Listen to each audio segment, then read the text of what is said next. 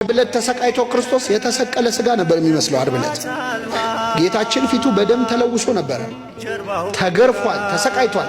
ስለዚህ ባየነው ጊዜ እንወደው ዘንድ ምን የለውም፣ ደም ግባት የለውም።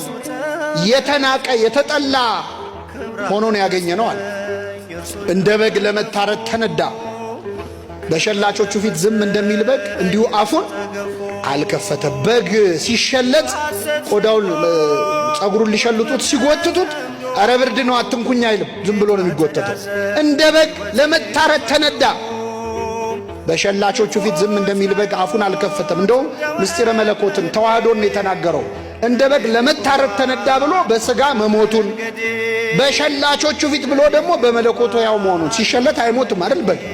ስለዚህ በመለኮቱ ሕያው በስጋው ግን መሞቱ፣ ሞተ በስጋ እንደምንለው ማለት ይህንን ተናገረ። በሸላቾቹ ፊት ዝም እንደሚል በግ እንዲሁ አፉን አልከፈተም። በውርደቱ ፍርዱ ተወገደ። ጲላጦስ መርምሮት ነፃ ሊያደርገው ይገባ ነበር። መርምሮት ሲጨርስ ግን ክርስቶስ ያን ቀን ተዋርዶ ስለዋለ በውርደቱ ፍርዱ ተወገደ። የቅንነት ፍርድ አልተፈረደለትም። ጌታችን ዓርብ ዕለት የተሰቃየው ስቃይ ለኢሳይያስ ቁልጭ ብሎ ታይቶት ነበር። ከዚያ ምን አለ? ቁስሉን አየና በእርሱ ቁስል እኛ ተፈወስን።